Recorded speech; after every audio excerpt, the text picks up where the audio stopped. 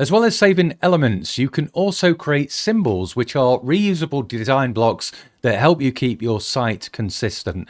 Now, I've got this element that I've designed up here. So if I want to click on the container there and click on the three dots, I can save this as a symbol and give this a name. So I'm going to call this garden display box 1. Okay. And we'll click create for that.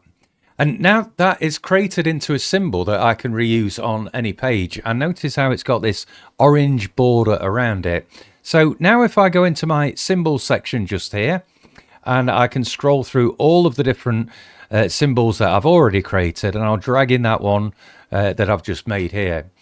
Now, how symbols behave is when you edit a symbol, the change is applied to every instance of that symbol across your entire site. And it makes it very easy and quick to update layouts, text, or styling and keeping everything consistent. So if I take this button, for example, I'm just going to move the button a little bit to the left and notice how the symbol on the right also updated.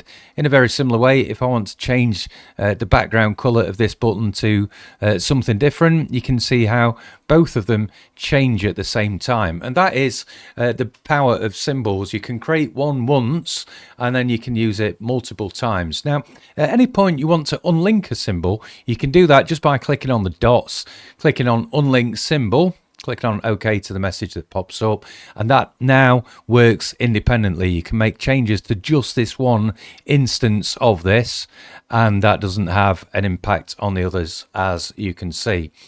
Now, if you need to resize symbols, there's a few things that you need to be aware of. If you save a nested design as a symbol, for example, like this box containing, a box and some text and a button, you can't resize the parent container at all. Notice how it doesn't let you do that. You can resize the elements within if you want to, and that will make changes throughout, but you can't resize the outside box. So if you want different size symbols for different devices, maybe, it's going to be worth creating different versions of those symbols so that you can use those.